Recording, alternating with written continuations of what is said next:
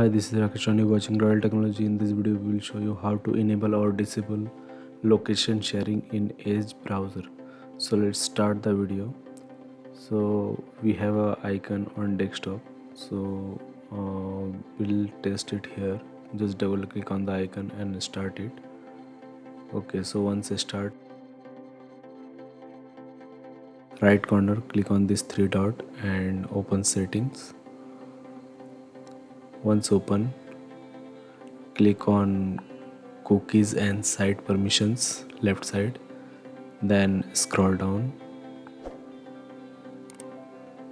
Now click on location, then if this option is enabled, just turn it off and you are done. So thanks for watching. See you in the next video.